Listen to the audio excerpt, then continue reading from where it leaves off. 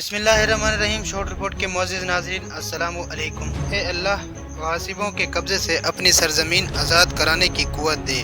آذربائیجان کے صدر کی خانہ کعبہ میں کی جانے والی دعا قبول ہو گئی۔ ناگورنو قراباغ کی تاریخی مسجد میں 27 سال بعد اذان کی آواز گونج اٹھی۔ آذربائیجان کی جانب آرمینیا کے زیر قبضہ علاقے ناگورنو قراباغ کو آزاد کروائے جانے کے بعد یہاں موجود تاریخی مسجد میں 27 سال بعد اذان گونج اٹھی۔ بتایا گیا ہے کہ آرمینیا کی جانب سے متعدد مرتبہ اس مسجد کی بے حرمتی کی گئی اور اسے شدید نقصان پہنچایا گیا۔ تاہم اب ناگورنو قراباغ کی آزادی کے بعد اس تاریخی مسجد کو ابھی آباد کر دیا گیا ہے۔ 27 سال بعد نہ صرف اس مسجد میں اذان کی آواز گونجی بلکہ یہاں نماز جمعہ بھی ادا کی گئی۔ آذربائیجان کے صدر نے بھی مسجد کا دورہ کیا اور مسجد کی در و دیوار کو چوما۔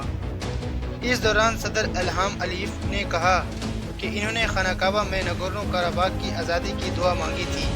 خانہ کعبہ میں اللہ تعالیٰ سے دعا مانگی تھی کہ انہیں غاصبوں کے قبضے سے اپنی سرزمین آزاد کروانے کی قوت دے۔ اب دعا قبول ہونے پر اللہ کا شکر ادا کرتا ہوں۔ واضح رہے کہ گزشتہ دنوں آذربائیجان یورپی ملک آرمینیا کے خلاف تاریخی فتح حاصل کرنے میں کامیاب ہوا تھا۔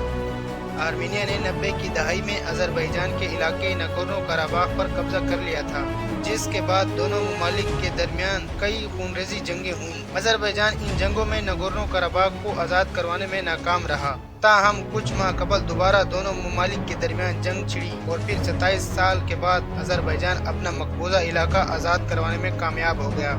اس جنگ کے دوران آذربائیجان نے آرمینیا کی فوج کو بدترین شکست سے دوچار کیا۔ ہزاروں آرمینین فوجی ہلاک ہوئے، جس کے بعد آرمینیا کے صدر نے شکست تسلیم کرتے ہوئے مقبوضہ علاقے آذربائیجان کو واپس کرنے کا معاہدہ کر کے جنگ ختم کرنے کا اعلان کیا۔ تمام دوستوں سے گزارش ہے کہ اگر آپ نے ابھی تک ہمارے چینل کو سبسکرائب نہیں کیا تو اسے سبسکرائب کر لیں اور بیل کے آئیکن پر ضرور کلک کریں تاکہ آنے والی ہر ویڈیوز آپ تک پہنچتی رہے۔ اللہ نگہبان۔